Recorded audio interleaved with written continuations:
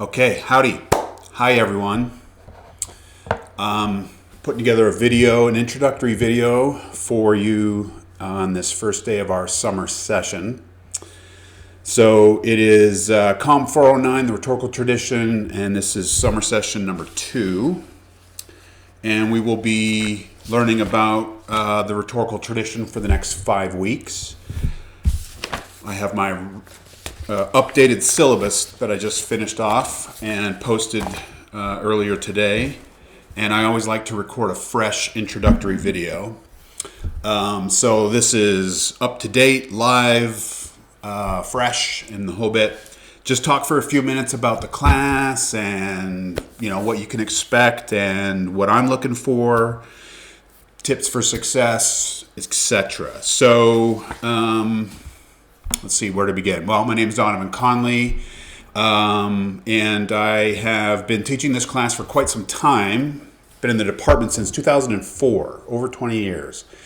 And I've been teaching some version of this class pretty much the whole time. But actually a year ago right now, I was starting this new version of this class. I worked with different teams in online ed, and they helped me to really build out the online experience, and I updated a lot of the content and assignments and just kind of like gave it a refresh after many, many years of kind of doing it the same way. And so you guys are now taking the first, so this last spring that we just finished was my first delivery of that like new updated class in terms of the full semester. You guys are now the first to experience the shortened, condensed 5-week version. All right, so it's still more or less the same as what I was doing this last spring. So this is a reflection of the kind of the new class that I'm doing, the new version of it. Contract grading is a part of it as well. The main difference, if you happen to be in that spring class and you're also in this one, then the only thing you'll notice is that some of the content has disappeared. So, technically what we are doing in the summers, we're just shrinking the 15 weeks of this regular semester in terms of the hours that you spend on a class, just shrinking everything down into 5 weeks. So it's the same amount of hours, same amount of credits. It's just a shortened calendar, right? So technically, we're supposed to really teach the class identically to the regular 15-week semester because it's the same amount of class time, right? The difference, of course, is that students don't have as much time to work on assignments, big involved assignments. And so practically speaking, I find it necessary to kind of trim things down, simplify a little bit. So I have gotten rid of some readings, even some entire like themes or subject topics that I felt, in terms of the whole prioritizing of what we want to get through, those are the things that can maybe get skipped. Some of it's the stuff that I added in from last semester. So it was tough to really kind of like bring this down. But the way it's going to work is we have 5 weeks and we have 4 content modules. The first, Rhetorical's Classical Origins, is the biggest in terms of the amount of material. That's the ancient context, and so we're going to spend 2 weeks on that first module. All right, so the first 2 weeks we're going to be looking at the 4 main models of rhetoric. That's one of the first things that you're going to be looking at today. Hopefully, right off the bat, there's a video on that. It's the way that I sort of package the class because it's so big, right? We're talking about the history of thought about rhetoric, and that goes way back, before Plato, the sophists, Aristotle, and so on. So those ancient ideas about this business of persuasion, because that's sort of what we're talking about here, is attempts to move audiences, to impress them, to shape outcomes using language, using ideas, using the arts of persuasion, right? So there was so much important work done in that original context when rhetoric was first being kind of practiced and taught in the academies in a kind of totally new way. And so the 4 models that we were going to look at this semester that kind of give a framing to the mass of content, we're going to work through that in the first 2 weeks. So the 4 main models are represented by figures who are also these important historical characters. And so we've got the sophistic model, the sophists. represented by the figure of Gorgias, Gorgianic rhetoric. Then we've got Plato's rhetoric, or Platonic rhetoric. And then after Plato, we get Aristotle, was a student of Plato, but went in a very different direction. And then finally, we look at Isocrates and Cicero. Cicero's the major figure in that fourth model, but what he was up to was begun by Isocrates in the Greek context. And so those are the four major figures representing the four models or traditions that we want to look at. And so we're going to spend 2 weeks working through that material. There's a good amount of it. Please give yourself plenty of time to sit down, to go through it. I'm not insisting that everyone read the ancient texts in their entirety. I'm giving little samples, so you can get a feeling for Aristotle. You can get a feeling for Plato and Isocrates and so on. Plato, we do want to look at a few little selections from his dialogues, but trying to give you the best or the most important ideas in the most condensed version that I can come up with in those first 2 weeks. And then we've got a module in the third week on the jump into the 20th century. So we're skipping over, a lot of stuff. I used to really spend some time in the early Renaissance or the Renaissance and early modern period. We covered a lot of that kind of stuff, but I'm just slowly kind of moving things out and just focusing on the big stuff. And so the next, big wave after, for my opinion, you've got Aristotle was the original kind of conceptual innovator in rhetoric. Even Cicero mostly just kind of looked back to Aristotle and what he had come up with.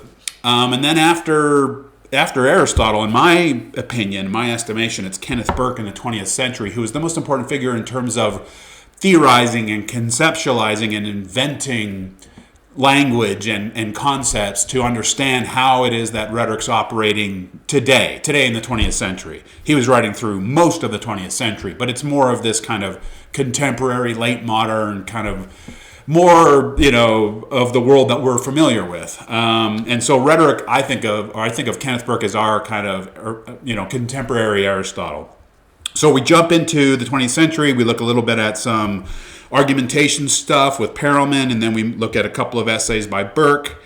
And then after that, that's where the most of the changes to this class have taken place, is the kind of the third, the module 3 and module 4, so rethinking rhetoric and then contemporary challenges. And that's where we're looking at rhetoric and theories and practices that have been happening, sort of in the latter half of the 20th century, reaching up into our own context here. And that's the digital stuff. That's the stuff on extremism, technology, ecological stuff. So that's the kind of shape of the class in terms of the content and the major modules. As I say, we're going to spend 2 weeks on the first module because there's the most stuff there. And then we're sort of spending the next 3 modules on 20th century rhetoric. And so we're really trying to dive into our context more so. I hope that works. I hope that should cover it. I think I'm feeling good about it. Now, in terms of assignments, I mentioned the contract grading. Everything is listed in the syllabus. Please print yourself off a copy. Go through it carefully. Take a look at everything. So I don't know if you've done contract grading before. It's another thing that I'm trying out, and it went pretty well in this last semester, I feel like. So you're going to look at the different grade that you are interested in earning in relation to the amount of work that is required for each grade. And so the deal with contract grading is like you get to decide, based on what you're interested in. If you want to go for the A, then you're doing all the assignments and you need to get A grades, right? If you want to go for a B, you don't have to do all of them. You can choose one paper. And if you're going to go for a C, if you're happy with a C, then you're still doing all the quizzes, but just one paper, and then either one of the knowledge grids, either the knowledge grid or the concept diagram. And basically, you're just not punished for not doing the other things as you normally would be, right? Where everyone's supposed to do everything. So this means that you get to kind of select the amount of work and the grade that you want to go for. There's some nuances there in terms of how this contract stuff works. Please read through it so you have a sense of kind of how things go. And that's the approach. It also helps me on my grading load, right? So why grade papers for students who aren't at all interested in, writing them because they're not interested in the grade, et cetera, et cetera. It kind of evens things out for everyone in terms of the workload, and giving you the option to go for what you want to go for, and trying to match the workload to that aspiration. All right. So look that over, and at the end of the week, you're just going to take a 1-question quiz that's going to ask you which contract you want to go for, and that'll help grading at the end.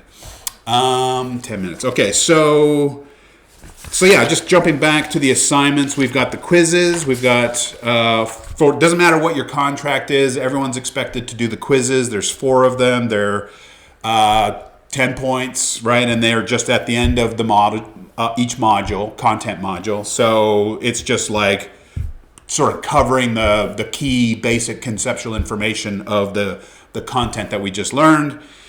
There is, as mentioned, an ancient knowledge grid, where you're going to be looking at the models, and the 4 models, as I mentioned, the Gorgianic, Plato, Aristotle, and Cicero, and then kind of addressing some questions about each of the models and how they differ from one another. And I think it's a really useful way to kind of better understand the models and their traditions and what's going on there.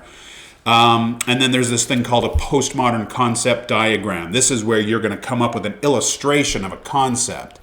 And I'm going to be playing around with some of the assignment details, but I think I'm actually going to ask you to work with AI on this, to be as creative as possible for how it is you're conceptualizing or illustrating one of these complex concepts. And then there's 2 short papers, like analysis papers, and these ones have proven pretty useful in terms of working with the theories and the concepts. One has to do with Plato, the other has to do with Kenneth Burke. We look at a text, a film text, or a TV kind of show, and we do an analysis using the concepts, demonstrating your command of the concepts. If you've taken a class with me before, you might know that I tend to gravitate to concepts. These single words or a couple of words that point to some phenomenon that's really important, complex, worth knowing, worth being familiar with, being able to kind of see it in the wild, like ideology is something that we hear a lot about, but like, what is it? How important is it? Where is it? What is it not? Big complex ideas that help us understand what's going on out there. And so for me, being good with concepts, and that doesn't mean just understanding definitions. It means understanding the problems, the dimensions of this phenomenon that we're talking about.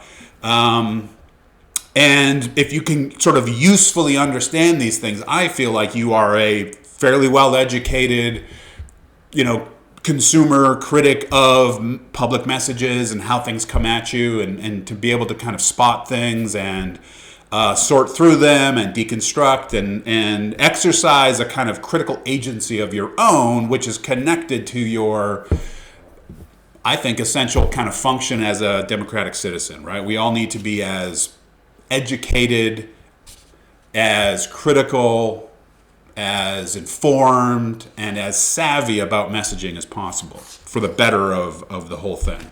That's the idea.